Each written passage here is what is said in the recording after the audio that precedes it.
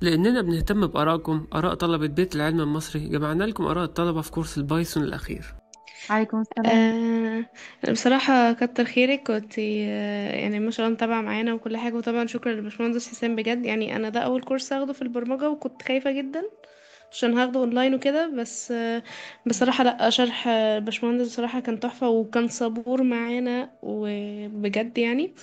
فلا شكرا ليكم كلكم بجد، وفعلا فعلا يعني ان شاء الله بقى ابقى اخد كورسات تانية معاكم ان شاء الله ومع باشمهندس حسام. بإذن الله. وشكرا لمجهودكم والله.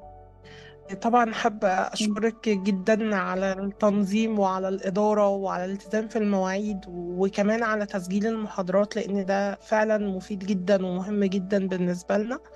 وطبعا شكر خاص لباشمهندس حسام على مجهوده معانا. بجد أسعدنا جدا في التدريب.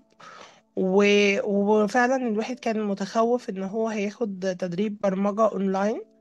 لكن فعلا اثبتوا لنا ان افضل كمان من اماكن كتير رحناها اوفلاين، واماكن كبيره واماكن معتمده. وكانت جامعات كمان. لكن بجد التدريب كان منظم اكتر كتير من اللي كان بيحصل في الجامعات او في الاكاديميات اللي بره. مم. فبجد شكرا جدا ليكم، فعلا نتمنى حاجات اكتر ادفانسد بحيث ان احنا نقدر نكمل معاكم وما نحتاجش لاي اماكن تانية ان شاء الله. بإذن الله، بإذن الله نحاول نوفر ده قريب. بالتوفيق لحضرتك إن شاء ان الله. شاء الله. أول شيء السلام عليكم، مبارك عليكم الشهر. شكرا جزيلا، صراحة إدارة مثمرة، يعني فتونا بكل شيء، وتواصلكم كان جدا إيجابي، والأستاذ شرحه سلس وتقريبا سلس السهل الممتنع، أسلوب الأستاذ حسام. جزاه الله خير، وجزاك الله خيرا أستاذ، ونفع بعلمك.